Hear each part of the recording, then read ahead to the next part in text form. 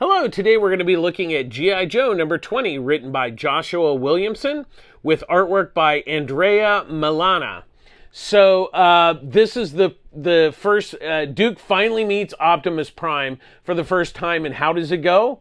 The Joe team must work with the Autobots to fight Cobra and help find more Energon for the Autobots. So it's been a little while since I've read G.I. Joe. I haven't read in a while, but I thought, hey, with this team up with Optimus Prime coming into the G.I. Joe book in meeting Duke, I thought this might be interesting to kind of see, what's been going on in the book and everything. And while I wouldn't say that it's a huge jumping on point, I would say that, you could kind of jump on here and sort of get most of the story.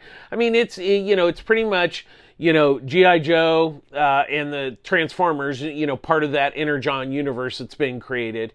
And, he fills him in on the events that happened because Duke wants revenge against Starscream because he killed some of the Joes. And so, that's why he's meeting with Optimus. And, it's kind of one of those things, they don't necessarily become like best buds or anything, which I think is actually good because it creates kind of tension between Duke and, not only Optimus, but, the Transformers and the Autobots in general. So, he's not necessarily the biggest fan of the Transformers, whether it's, the Autobots or the Decepticons.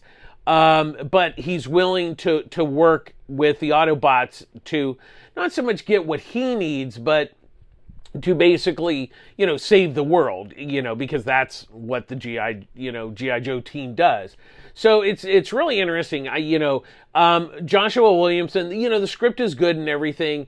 Once again, this is a licensed title and it's way above average, for most of those. Milana's artwork is really, really nice.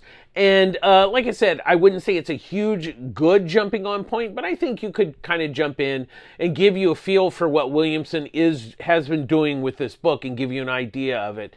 And, this is, I think, kicking off kind of a new storyline for the G.I. Joe book. So, if you've been wanting to try G.I. Joe, I think this is a good opportunity to kind of get a good taste of it.